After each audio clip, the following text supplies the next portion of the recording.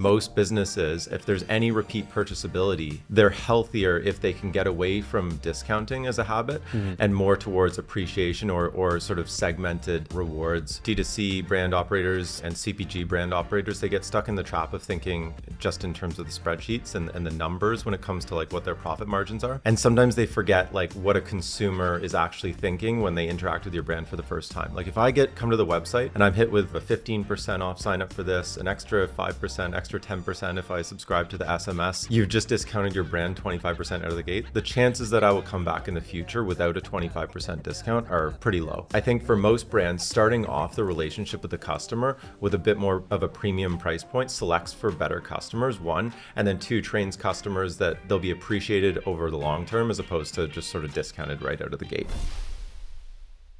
Welcome back to another episode of Chew on This, which is powered by Smile. Today, we have the co-founder and CEO of Smile here today, Mike. Thank you for blessing us with your presence today. I'm really excited to get into this episode because it's something that can be a little controversial at times in our little bubble. But Mike has created this company that focuses on loyalty and rewards and how you can, pretty much put this into your business and figure out a way to maybe not rely on discounts as much, improve LTV on customers, and just overall make a healthier business. Mike, thank you for being here today. For those few who may not know you and your background, would love to get a quick, history, what you've been up to, how you got to Smile, and then what you've been up to. Yeah, for sure. Thanks for having me. And so I'm Mike, co-founder, CEO at Smile. We started Smile about 10 years ago in the Shopify ecosystem. Originally started as a free app, scaled to thousands of Shopify stores, launched on BigCommerce as well. And we've since helped about 100,000 merchants run loyalty programs on their e-commerce stores, both like direct to consumer and e-commerce, but also branching out into point of sale as well. And so what we've done over the years is help so many brands improve the health of their finances through great loyalty programs. And our pattern that we typically like to do with brands is we look at the best loyalty programs in the world and we try and help brands mimic those programs. So if you think of like a Starbucks or a Sephora or airline programs, those are the sort of best in class programs, but they have teams of like tens or dozens of developers. Right. And those brands are able to pull things off that you may not be able to if you're a lean, scrappy team. So what we're trying to do at Smile is we're trying to bring those tools for running great loyalty programs, great owned loyalty programs where you're in control of the program, all the rewards, all the rates at which you're gonna sort of reward customers, and basically bring those tools to all merchants. So before we were actually running Smile, we were actually an agency. And so we got to work with a ton of e-commerce brands and got exposed to all the finances behind running and scaling a D2C brand.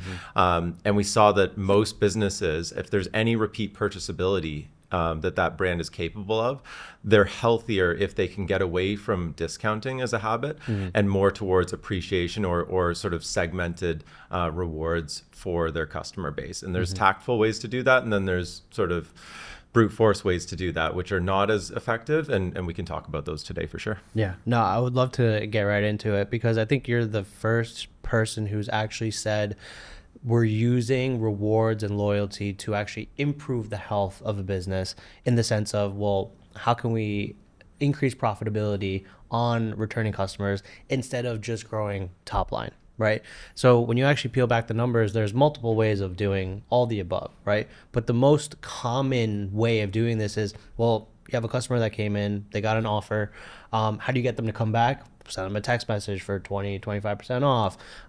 They haven't come back even longer than that, maybe 30, maybe 50, right? And so the brand is pretty much just giving up margin, trying to get this person to come back when could there be an alternative, right? And I think the solution here and the way that you talk about rewards and loyalty can be the solution here. When others are talking about this, I don't think that conversation happens often. Yeah, I think a lot of D2C brand operators and CPG brand operators, they get stuck in the trap of thinking just in terms of the spreadsheets and the numbers when it comes to like what their profit margins are. And sometimes they forget like what a consumer is actually thinking when they interact with your brand for the first time. Like if I come to the website and I'm hit with sort of a 15% off sign up for this, an extra 5%, extra 10% if I subscribe to the SMS list as well, you've just discounted your brand 25% out of the gate. The chances that I will come back in the future without a 25% discount are pretty low. Right. And that's just me speaking as a consumer. I think a lot of people would probably think the same way. So if your brand is in a super competitive, low margin category, maybe that's the right move, and just sort of start a little bit higher and then discount up to what your sort of rock bottom price is. But I think for most brands, starting off the relationship with the customer with a bit more of a premium price point selects for better customers, one, and then two, trains customers that they'll be appreciated over the long term as opposed to just sort of discounted right out of the gate.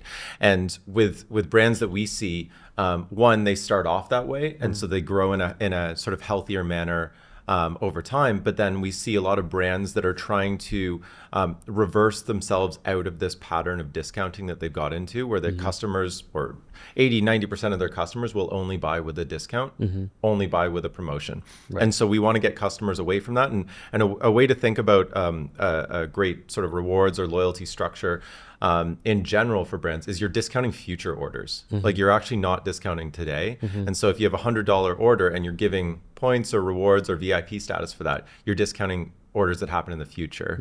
And so it's a totally different paradigm shift for a lot of brands. And I think thinking about it in terms of the customer's psychology and the customer's mentality when they're having that first interaction with your brand, and what tone that's going to set for future purchases, and how that's going to anchor you to a potentially a higher discount point is something that I think a lot of brands should really think through before doing those types of things. Got it. I think it's an interesting concept altogether. Would love to understand for the brands that are maybe stuck in this pattern, right, of kind of just offering discounts on, first time buyer, the pop-up is usually a discount code, and then obviously when you're trying to get a customer to come back, it's some type of sale or offer, right? For the brands that come to Smile to kind of fix this, what is the first step for brands to kind of move away from this pattern? Yeah, so there's two real like heavy hitter moves that we recommend to brands. The first is looking at your customer base and thinking about who you want to reward for historical purchases and at what rate. So you don't want to necessarily reward for, like, let's say you're launching a points-based program similar to like a Starbucks program where you do the equivalent of 5 to 10 orders and then you get sort of one order free. If you offer that to all customers, then you're potentially giving away too much in terms of rewards, and you're getting yourself back to that sort of everyone gets a discount type of mentality. But if you can selectively segment your customers into who are the most valuable customers who have purchased 3+ times, let's say if you're an average merchant, and sort of airdrop them with points. That's usually an effective way to launch a program, which is showing appreciation for previous purchases. The effective discount doesn't even need to be that high. It can be 5-10%. And you're getting customers back with a launch of a loyalty program. The second thing we recommend as merchants try to get out of the cycle of discounting, we recommend that they start doing double points events or double points, or essentially front running their sales with double or triple or 5x points events. And what that does is that takes, let's say your average product checkout is or average product value is $70. Your average checkout is $70. If you are able to offer double points on that over a Memorial Day weekend or an Independence Day weekend, then what you're able to do is actually allow the customer to experience like a sale-like sort of urgency, where with no discount on that order and only discounts on future orders. And so it's a way of retaining margin on a promo-like experience. So these double points weekends are something that you see all the time with the top loyalty programs in the world. And those two things, so an airdrop of like points or some sort of VIP status or some other benefit to top customers, and then running points events and front running your sales. You can always do a sale after, right? But you can never do like the reverse. Like there's no point in doing a sale and then doing sort of a double points event. So seeing what impact a double points event has is a really good sort of bellwether for how the program is going to perform in general. And sometimes you'll see customers really change their behavior in ways similar to a sale, but much more margin beneficial to your brand. Right. That makes a ton of sense, right? Because it's obviously one, the feeling of acquiring points and building this balance versus just cutting off 20% and losing margin there inherently makes the most sense and better margins for the business, right?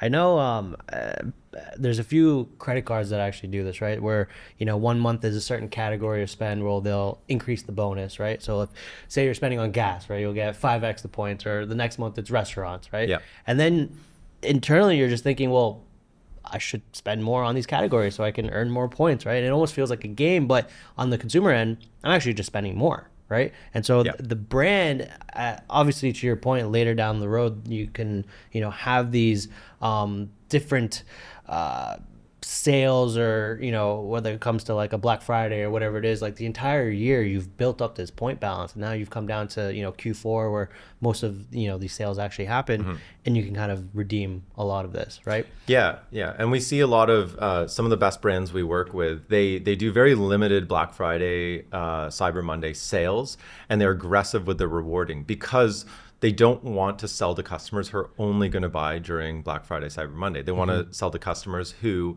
are going to value something after that. And so doing points promotions around those in particular selects for better customers. Right. And I think every brand has, you have a tough decision to make. Like, do you want to 2x your top line at thinner margins, or do you want to double your margins and maybe just increase your top line a more marginal amount? And so I think we're still living a little bit in the zero interest sort of era where brands talk a lot about top line. Yeah. But the health of the brand is really important these days, as financing is much more difficult to come by. Interest rates are much higher. Okay. So the health of the underlying, essentially the bottom line on a cash basis is much more important for brands. So thinking through, like, what types of customers do you want to select for, and do you want to create this discounting brand, which is fine. Like, there's lots of brands that do well doing that.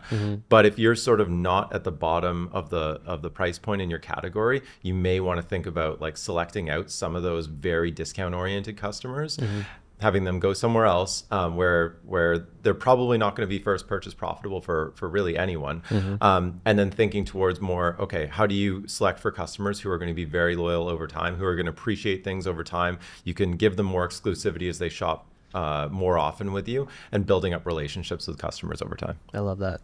One thing that you had mentioned is actually categorizing different customers, right? Is this where like certain rewards programs, like they'll have different tiers for different types of people?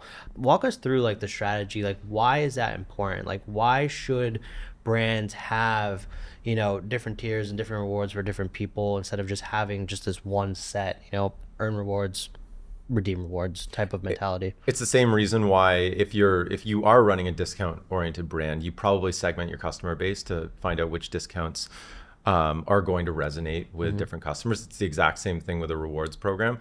It's probably just healthier for your brand overall. But when we think about what the best brands are doing, they are segmenting their customers and figuring out where the big drop-offs are. So if let's say you have a big drop-off from first purchase to second purchase, or you have a big drop off from third purchase to fifth, or fifth to 10th, that's where these brands selectively set their thresholds for different VIP levels.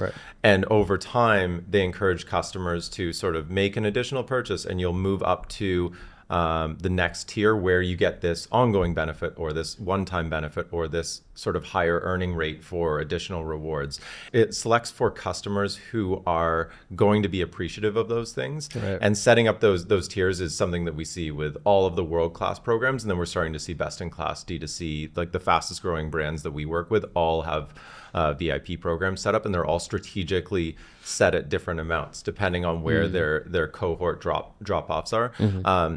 Depending on the type of brand you are, if you're in cosmetics or apparel, we see exclusive more exclusive rewards doing better. If you're in CPG, it's much more around like, hey, you get free access, or you get free swag, or some sort of like merch that's like tangentially related to the product. So we do see some differences between categories in terms of like what rewards resonate. But what it comes down to is like if you graph out like a histogram of like how many purchases per customer, generally your distribution is going to show some obvious drop-offs, and those will dictate exactly where you want to set the VIP tier levels, and where you want to set like a very simplistic but like a bronze, silver, gold type of program. Makes sense. On the retention strategy side, right? Obviously the go-to strategy is having like a robust campaign strategy, automation flows, and then moving that over to like SMS as well. How should brands be thinking about incorporating rewards and loyalty into their everyday campaigning without overly being reliant on like, oh, like rewards, but then also kind of making sure that there is that inherent message of education and making sure that people are actually using the product properly, et cetera, et cetera? Yeah. So I think first, a mindset shift is really helpful. If you think about a typical sort of email campaign that you would send out, you may send it out to, let's say you send it out to 10,000 people, and a couple percent purchase, and you basically sum up the total of those purchases and you say that was the attributed value to that campaign. Right. What if you, instead of thinking about attributed value, you said attributed margin or attributed profit to that? That would probably look a lot smaller if you did a 30% discount, 40% discount. And so you can end up with some of these break-even type of campaigns, which maybe are good if you have high inventory in some category, you need to get rid of it. But for the most part, I don't see a lot of brands thinking of in terms of profit when they run these campaigns. So a bit of a mindset shift is really important when you're running like a discount email campaign, thinking in terms of the profitability of that versus like an equivalent sort of loyalty or rewards or appreciation based type of campaign. And you'll generally see higher profit associated with these like a double points weekend or something like that relative to a 25% off. Right. And it takes a little of like advanced sort of analysis to actually run that, because every tool you're using is just going to show you all the top line numbers that they're attributing for you. So it takes a little bit of analysis, but I think it's a really healthy way of thinking. Once you make that mindset shift and you're thinking more in terms of attributed profit to campaigns, then you can start thinking through, okay, how do I layer this into education? How do I make this like a natural part of the customer journey such that people feel like they're being educated on the product if it's a complicated product. If it's CPG, it's generally not as complicated. Sometimes cosmetics, apparel can get more complicated, and that requires some product education. For those, that's where you need to think through your flows in a little bit more advanced ways. But we see the best brands using Smile, at least, and even other loyalty programs that are sort of best in class. They're typically running great flows where the rewards and the appreciation feels like it's a natural part of the education as well, and it's not like transactional, like you got this, or like you get this discount or you get this reward. It's like woven into the same sort of communication experience. And I think probably everyone watching has probably been part of a very jarring sort of post-purchase experience or pre-purchase experience where you just get hammered with emails and SMSs, and you were just trying to get like a 10% discount or whatever. That's sort of what we're trying to avoid with brands, is start thinking through like the health of the overall campaign and how you can turn these things into attributed profit as opposed to attributed just value. Yeah, makes sense. So when you think like loyalty rewards, you immediately think retention, right? You immediately think post-purchase. How can brands be thinking about loyalty and rewards even pre-purchase? Like how can they integrate this into their current acquisition strategy? Yeah, there's a couple different ways. So when we think about integrations that you typically want to do with a great loyalty program, obviously with email and SMS is one, but there's also thinking about any ads you're running and any like specifically like promotional ads that you want to do around promotional events. If you start running points promotions or VIP promotions instead of sales, you can actually incorporate that into advertising as well. You have to get very targeted. You don't want to run like super top of funnel stuff. Right. You need to have like dialed in audiences. And typically this is for larger brands that we see this working really well, but those have really high conversion rates because it's saying like, hey, you're an exclusive like member of this program. This week only, you're going to get 2x points or 5x points, and those ads are super beneficial for brands like Starbucks, and we try and help brands that are running Shopify and fast growing and have big enough audiences to do similar things. So I think advertising is like the first way to do it, and then if you have a pre-purchase email list, like a cohort in Klaviyo or another email service provider, then you're able to actually run similar points promotions or like a gift of like, hey, get this loyalty benefit or this amount of points with your first purchase, and you'll sort of have accelerated status. And so you can start running like pre-purchase stuff. The benefit to you as a brand is this will be a lot healthier because the financial hit doesn't come until later, right? Like I always encourage brands to think of loyalty as like it's discounting later as opposed to like discounting now. Yeah. And so when we think about loyalty extending up the funnel, there's also a recent integration that we've just done where with a company called Gatsby, where you're able to actually join a loyalty program from Instagram DMs. And so that is like way up the funnel because like someone integrating with or someone following you on Instagram is not sort of integrated with your brand yet. Like they're not usually purchasing from you until later on in their experience. And if they're able to jump into the loyalty program and start seeing that they can earn benefits, that's super effective. Like we see high conversion of those customers down into like multiple purchasers over time. And so I think the best programs in the world are going to constantly seek out these different ways to like extend up the funnel and get people experiencing the loyalty program and seeing the benefits that they'll get later on if they show appreciation to the brand. And I think it's just being more transparent around this like reciprocity as opposed to like, hey, I'll give you this discount and then you come shop once sort of thing. Yeah. I mean, the way that you're explaining it, it really does remind me of like how these bigger companies are doing this, right? Like credit card companies, you know, the sign-on bonuses, you spend X amount of money, you get 100,000 points, right? Yeah. If you take that mentality and implement it in, you know, your e-commerce brand, and say you have a funnel, you have an offer, you're selling, you know, we'll call it, you know, collagen protein, $50, right? Instead of discounting the 20%, right, which obviously gives off 20% margin from the brand, if you buy at full price, $50, you're going to get 200 points, right, which can be redeemed much later, right? To your point, is it incentivizing enough where it's like, you know, maybe, you know, it's like, oh, like I'm going to get points that I can, you know, start building and maybe get something else later. And then, like you said, pushing the discount further down the road. But can that shift help brands maintain that extra 20% and then become first order profitable, right? So I think you have to change the mindset of like, let's just discount, but can we offer value in other ways outside of just the discount code? Yeah, like brands are super dialed in with what motivates their customers. So sometimes it's exclusivity, sometimes it's like free products, sometimes it's like discounts. Sometimes it's experiences. So like we see some forward-thinking brands like offer like Q&As with the founder of the brand or something like that as a reward for reaching the top VIP tier.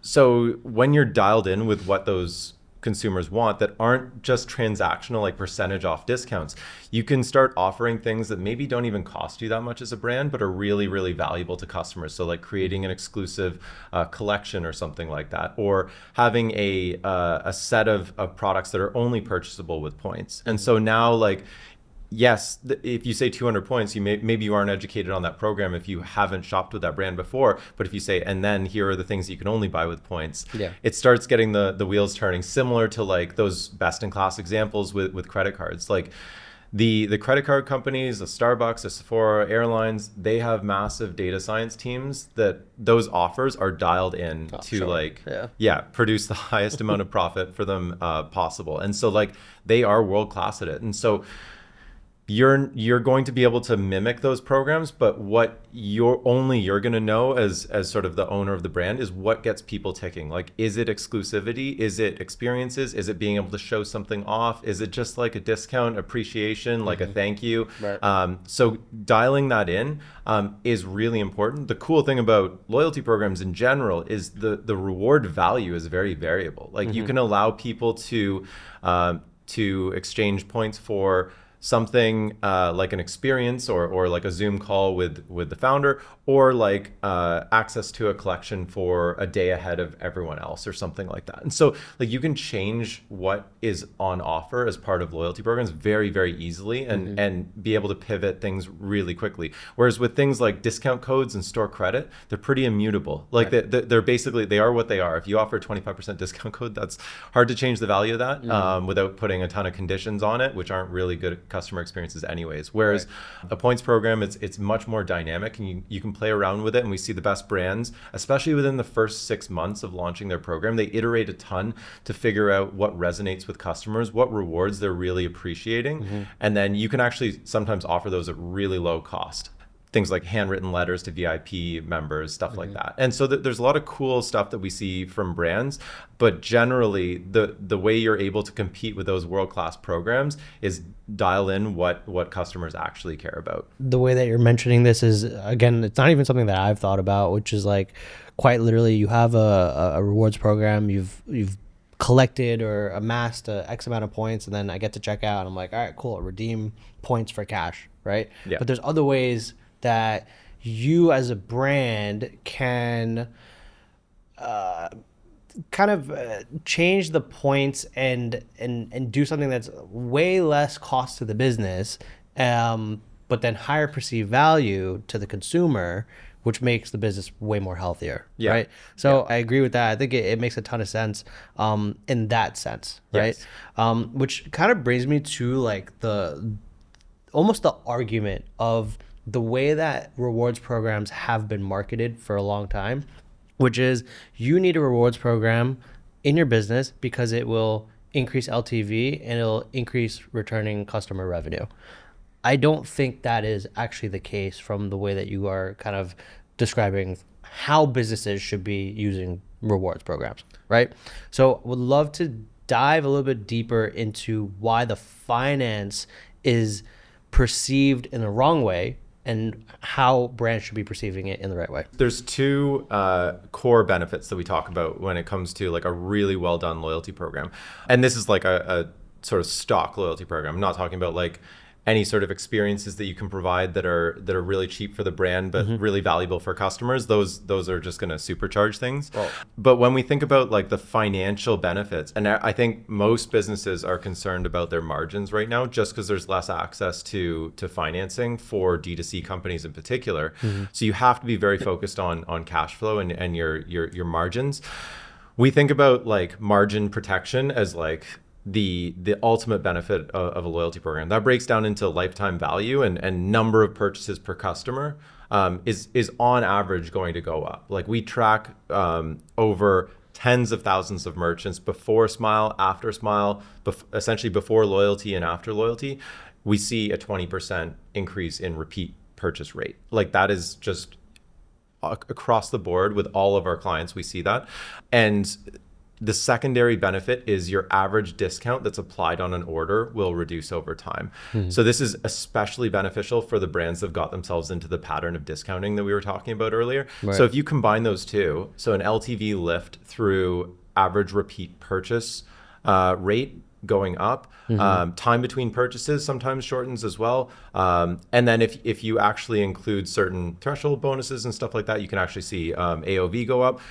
But the core benefits are lifetime value increasing and then average discount going down. And you combine those two and you generally see a healthier brand over time in terms of bottom line. Now, if the brand is also scaling, there's an extra benefit in the additional revenue that you get is healthier revenue. Like you get less discounts applied to it. It's a healthier cohort of customers that are going to be purchasing not only more often, but like with fewer discounts applied. And you can create cooler brand experiences on the other side. Like especially if you're a local brand, for example, you're able to create like local events that are only purchasable with points and or only available to top VIP tier members. You can create a ton of content with that and like basically recycle it, and it becomes really beneficial for brands, especially if you have a local concentration of customers. So yeah, a lot of cool stuff, but ultimately, like, if the CFO or VP finance is happy with the loyalty program, it's going to be a good one. I think where it gets murky is when brands think about loyalty as like, hey, this is going to like really boost our sales. And it's like, potentially if you're able to do some of the top of funnel we talked about earlier. But I think the ultimate sort of value prop for a great loyalty program and why the airlines are world class at this is because it's like profit printers. Like, it really turns like a business into a much more profitable business if done really well. Right. That makes sense. I mean, I've seen it in some of like the tools that we've used and maybe some of your competitors out there, where the way that we're being told the benefit of using a platform is quite literally calculating what is the cost of having this app in the business and what is the associated revenue attributed to the app, and then creating an ROI based off of that, right? I think that is where the argument from a lot of people are like, well, even if we didn't have an app, some of these customers would have come back and purchased anyways. So that ROI, it's like this 10x return, 20x return. It's like if I didn't spend whatever the X amount to get the app, you're telling me that revenue wouldn't exist. That's not true, right? So why is that a problem? Like why we obviously, now that you kind of hear it, it's like, yeah, it's definitely a problem. But like, why are other competitors doing that instead of kind of showcasing, well, we're not trying to increase revenue. We're actually trying to make a healthier business. Yeah, I think like let's take Shopify as an example. You don't sort of look up what you're paying Shopify and be like, what's the ROI on Shopify, and take your total revenue and divide it by the amount you're paying Shopify and say we're getting 100x ROI or something like that. I think it's a misguided way, just driven by SaaS salespeople, I guess. I think it's the way to make a tool look the most favorable is if you sum up like some incremental lift in sales and then divide that by the SaaS fees. Really, like, if you're launching a loyalty program, the SaaS fees that you're paying should be pretty immaterial to the overall revenue of the brand. I think like if we look at it, like if we take the average merchant on Smile that's paying us to run their loyalty program, the total amount they're paying us is a very small percentage. Right. Like it is not it should not be a factor in like the overall brand's financial profile. Instead, what they should be looking at is the average discount rate that they're offering now post loyalty program versus pre, and like what is the gain over time of like the focus and the time and the effort put into the loyalty program, and that's really where the gains are. So I think when you talk about like SaaS tools and ROI multiples, it's like sometimes we explicitly get asked for that, and we'll say, okay, yeah, here's what we think will happen. But you're missing the point. but yeah, like really good CFOs we see at like really solid CPG companies, or sometimes like even larger companies, and they have a couple D2C brands in their umbrella, but they're majority retail. They're really good at understanding like what the financial profile is going to look like over time, pre and post loyalty program, and it's much more of an LTV movement and a discount rate reduction. And then if you combine those, the ROI is on the time and effort put in rather than like the SaaS fees. If you evaluate sort of top line movement based on loyalty, it's a really tough thing to do, and you get into that attribution problem. Like some of these customers would have come back anyways.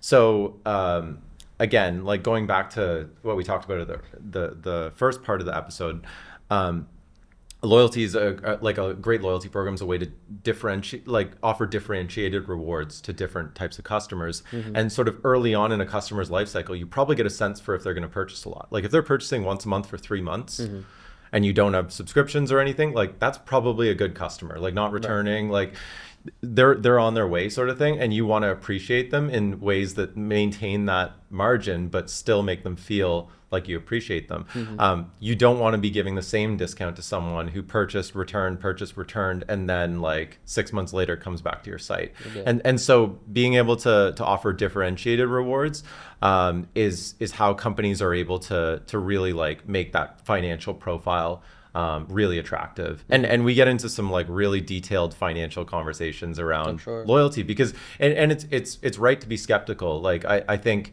anytime you're dealing with e-com tech, it's like, okay, what's the incremental sales? Like what's the incrementality of this? And the only way you're able to do that really is time-based analysis. And we have such a huge data set. We're able to actually do this like on aggregate with a ton of merchants. So we can see what works and what doesn't. And we've seen a lot of programs for a lot of different categories.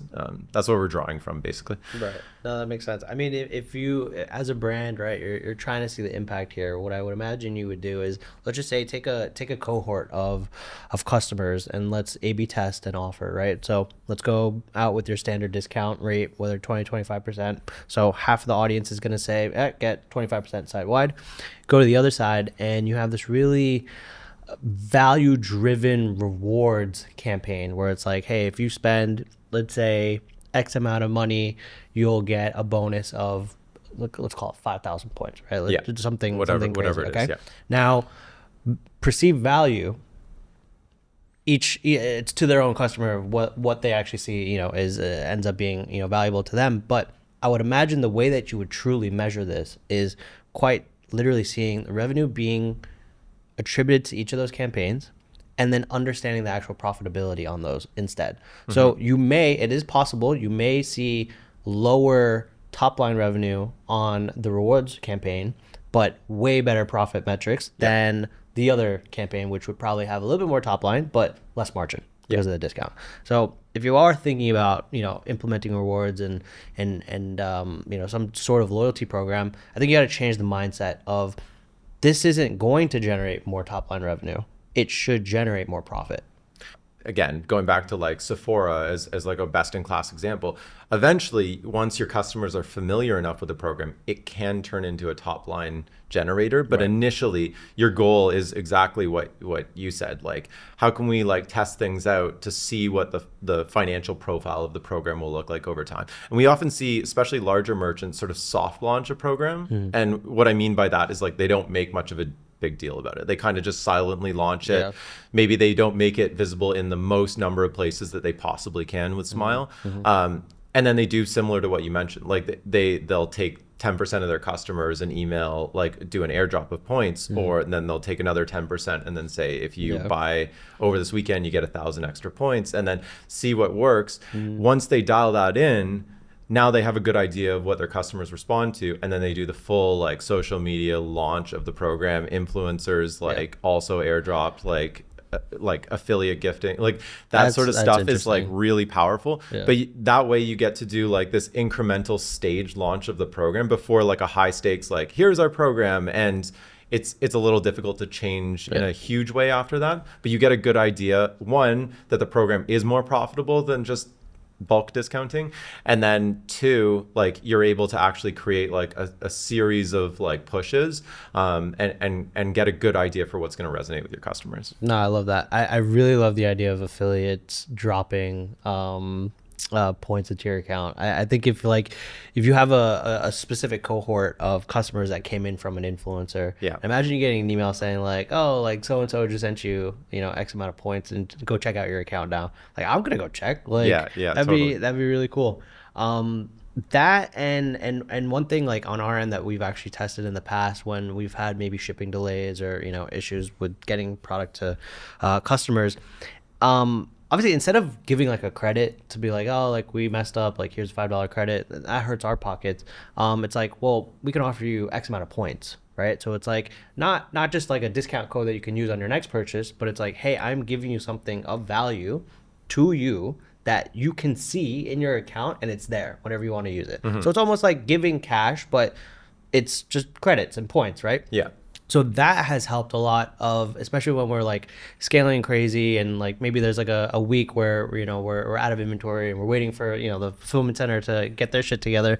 Offering that instead of like credits has been really game changing, especially with customer service, because they're the ones that feel the brunt of it, right? Yeah. But then when they're able to actually offer something and people are happy with it, makes their lives so much easier, right? Yeah, totally. We see actually the most common use case, like by far, of people logging into the Smile admin portal is customer service agents issuing points to customers. Yeah. So they've been given like the authority to offer 500 or 1,000 points for really any disgruntled customer or any disappointed customer. And it's a much more like, hey, we'll sort of show appreciation for you in the future, as opposed to like, we'll refund you right now. Exactly. We also like talk with some brands, and they like to actually offer like a higher amount in points than they would refund.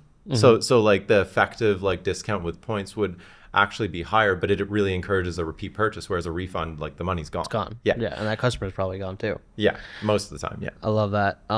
Before we wrap up here, I would love to get some examples of just anything recent, some of the brands that you've been working with, anything interesting that's like really out of the box. What are some of those things that people are leveraging their rewards program to do? Yeah, I think some of the cool examples that we see are around basically the brands that are either expanding into own retail, they're distributing their product in retail, they're doing sort of events, or they're sort of selling at festivals.